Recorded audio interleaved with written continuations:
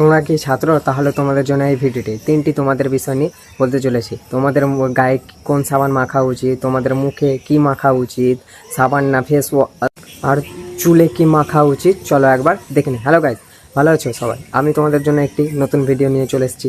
ভিডিওটি ভালো লাগলে লাইক, শেয়ার, কমেন্ট অবশ্যই। 1 নম্বর পয়েন্ট হলো তোমাদের গায়ের জন্য কোন সাবান মাখা উচিত। তোমাদের গায়ের জন্য সাবান মাখা উচিত ডেটল, স্যান্থুর, ডাব। আর তোমার বডি যদি ড্রাই হয় তাহলে ডাব সব থেকে ভালো অপশন।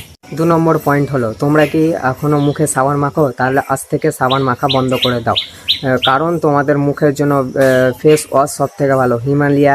চুলে কি তুই এখনও সাবান নিস? তাহলে আজ থেকে বন্ধ করে দে। চুলে শুধুমাত্র দিবি সানসিল্ক, ক্লিনিক প্লাস আর সানসিল্ক শুধুমাত্র। প্লাস ডাব, সানসিল্ক আর চুল পড়া বন্ধ করতে চাইলে মেরা হেয়ারবাল ব্যবহার করা। এই ভিডিওটা ভালো লাগলে তোমাদের বন্ধুর সাথে শেয়ার করে দিও, আর আমার পাশে জুড়ে থাকলে। তোমার যদি এই ভিডিওটা মনে হয় এই কাজের, তাহলে লাইক, শেয়ার, কমেন্ট জরুর করে দিও, আর আমার সাথে সঙ্গে থেকে। ধন্যবাদ বন্ধুরা দেখার জন্য।